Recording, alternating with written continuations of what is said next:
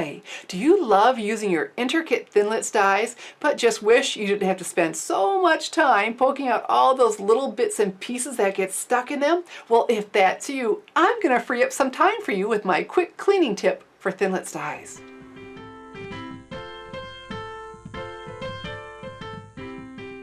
I'm so glad you're joining me today. Welcome to StampingSmiles.com. I'm Shelley Godby, the owner and CEO of Stamping Smiles, and for 16 years I've been teaching others how to create their own hand-stamped smiles. So after watching my quick cleaning tip, you're going to be using your paper piercing tool and Big Shot die brush a lot less on your Thinlits dies. So you've got all the tools to use with your intricate Thinlits dies. You've got a paper piercing tool, you've got your Big Shot die brush, and the precision base plate. And this is so you get really great cuts through your cardstock that make them easy to pop out, and sometimes a little bit of help from these. But that doesn't always stop paper from sticking in your die. So I'm going to grab my Big Shot and show you my quick tip. So I've got my Big Shot die cutting machine. So the first step is to build our sandwich for our Thinlits dies. You start with the Big Shot platform, and then you have the thin die adapter, and then instead of a cutting pad, we're going to use the precision base plate. This takes the place of the bottom cutting pad. Put the black side up. And so then I have some cardstock and my Thinlit die, and the cutting side goes down. And so let's go ahead and crank this through. And when I'm doing the thin, intricate dies, the Thinlits dies, I like to back up and just go through twice. Okay, so with the precision base plate, look, it comes out and it cut through really well. I've got that great cut. Normally at this point, I would take my paper piercing tool and poke out all those little pieces. But then I wondered, I thought, what would happen if I just put it down and cut again? Well, my girlfriend was here, and she said, that's not going to work.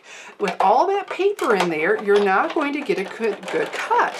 The die is just too thin. I said, well, I'm just going to try it. You know, I'm not using that much cardstock. Let's just see. I was pretty sure I wouldn't hurt my die. And it popped right out again, and I still had a really good cut. And I was getting more and more paper every time. And it's like, wow, that's cool. I just cut my time in half. Let's try it again. And so I did. So let's keep it going. And she just sat there. I said, okay, let's see, let's check. Third time, really good cut through. Like, wow, should we push our luck and try it again? So I did. Here's a fourth. And so the same sandwich again. Now, like I said, it really does help having the right tools. That precision base plate is a thing of beauty. I know it's an extra purchase, but one I highly recommend. And there, our fourth cut. And still going through nice and clean. It's like, okay, do we press our luck? Let's do one more. And so here's the fifth one. And 5 because I just ran out of paper along my 11-inch strip. Okay, so let's see. And with the fifth one, look, all the pieces are popping out just as easily as the first one. Let me show you. I'll grab my Big Shot die brush. So this is the fifth one. And look, just as great as on the first one, right? So then she says, well, you're going to need an air hammer because you have jammed so much cardstock into that die. I said, well, I sure hope not. So let me see. So I grabbed my paper piercing tool, and I was like, oh my goodness. It just popped right out. I did not make this so full, and I just saved myself so much time, and now you, because we now know we don't have to poke out all those little pieces every time we use our Thinlits dies.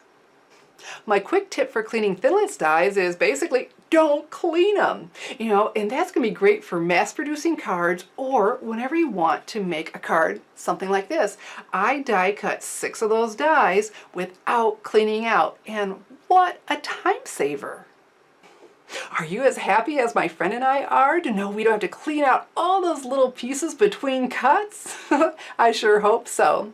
And if you'd like to get more of my stamping tips, I invite you to subscribe to the Stampers Insider. It's your free stamping source for inspiration, information, and ideas. Just go to www.thestampersinsider.com. I'm Shelley Godby, teaching you how to create hand stamped smiles. Thanks for watching.